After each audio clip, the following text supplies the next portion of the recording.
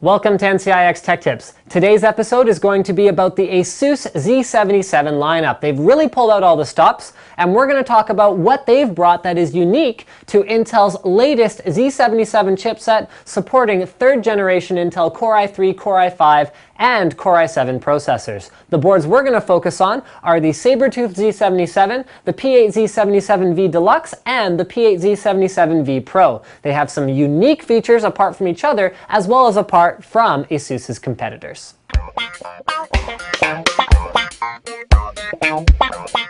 Without going too far into the trickle-down effect, I'm going to just give you guys a generalization. So this is a couple generations old Asus very high-end motherboard. This is an ROG, Republic of Gamers level board, and it has a really cool feature, or at the time was really cool and unique, called USB BIOS flashback.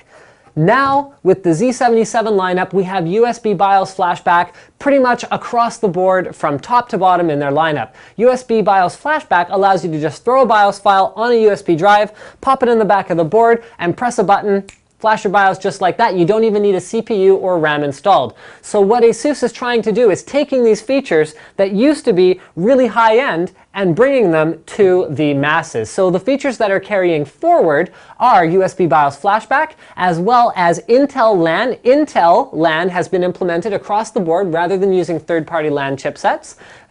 Finally, PCIe 3.0 is now supported on all Z77 boards, and it was only supported on more premium tier Z68 boards. And finally, their Digi Plus VRM. So that means full digital VRM for the CPU, the memory, and the integrated GPU is now on even low-end Z77 motherboards.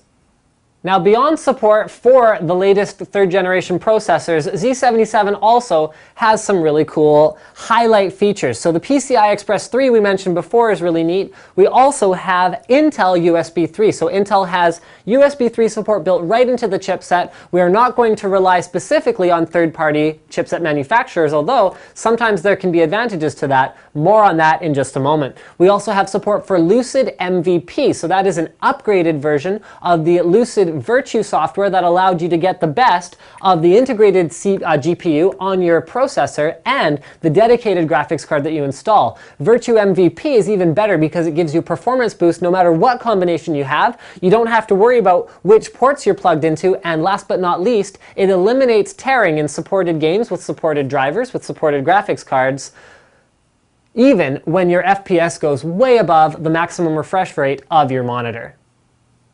Now, most of the Asus-specific features that aren't just the quality hardware that's built into the board are accessed through AI Suite. So that is their software. You download it off the Asus website, or if you're a noob, you install it off the disk that's included with your motherboard. Please don't do that. We're going to start with thermal radar. This is a feature that is specific to the Sabertooth Z77.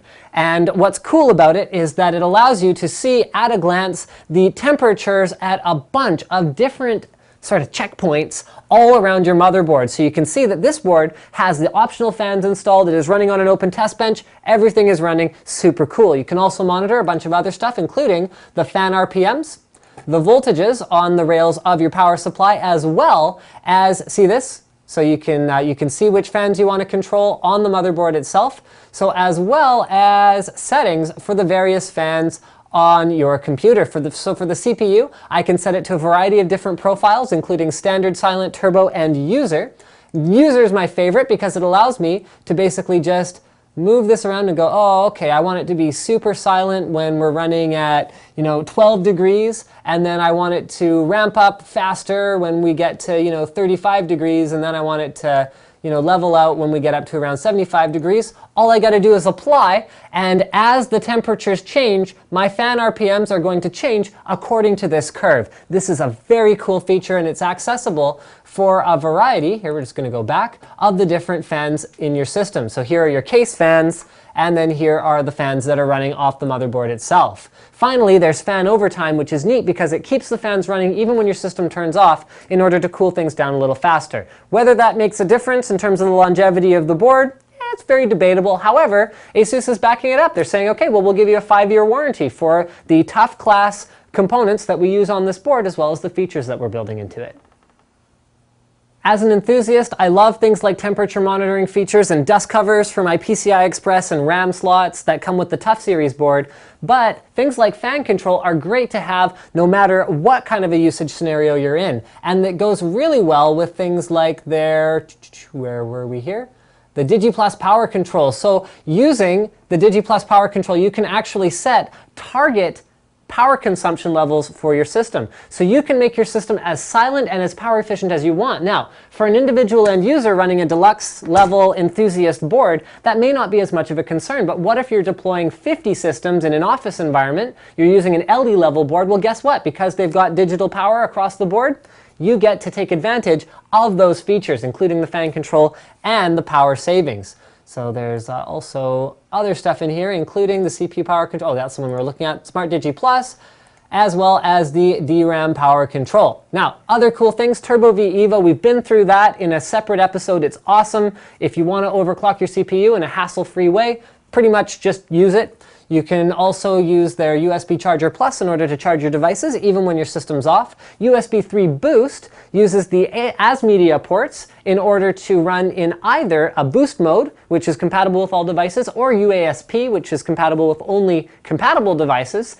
in order to dramatically improve the performance of your USB 3 ports. Network eye control is cool because all you got to do is take various things, you can sort by what they're for, what they do, or what they're for, basically. And then you just take them up here, you go, okay, Punk Buster. Guess what? Punk Buster, you don't get a very high bandwidth priority, period. And then you can save your profiles in order to easily manage what gets the best network performance on your system and what does not get as much attention. You got your monitoring software in here, updating, including your USB BIOS flashback, updating the software, as well as updating the logo that pops up when you first boot up your system. And finally, you can see your system information, should you see fit. So this is the same kind of stuff you can see in the BIOS, but here it is in AI Suite just for you. Now, not every feature is available on every board. You still have to do a little bit of research yourself to find out what exactly you want. For example, the Deluxe board has built-in dual-band Wi-Fi N. The Pro board has single-band built-in Wi-Fi N. They can both be used as an access point, but the Deluxe board is obviously going to offer better performance. It also has a PCI Express 3.0 PLX chip. That is a very expensive chip and allows it to better manage the balance of the PCI Express lanes in order to get the best performance from everything all at the same time. Last but not least, there's some other unique stuff, like for example, the Deluxe board has a Marvell chipset for its third-party SATA 3 6 gigabit per second ports, whereas the Pro board has an AS-Media chipset. The reason for that is that the Marvell chipset supports SSD caching, and for a high-end user, Asus feels it's more likely that you're going to have an SSD and then some kind of a separate drive that you want to maybe cache, like maybe you have all your games installed on it, so you can throw all your games on there, use an SSD for a cache, but you still want a dedicated SSD boot drive. This gives you that option, whereas the AS-Media controller performs slightly better in single drive applications, so this is more for people who aren't going to be running more complicated setups. So the Sabertooth board doesn't come with Wi-Fi.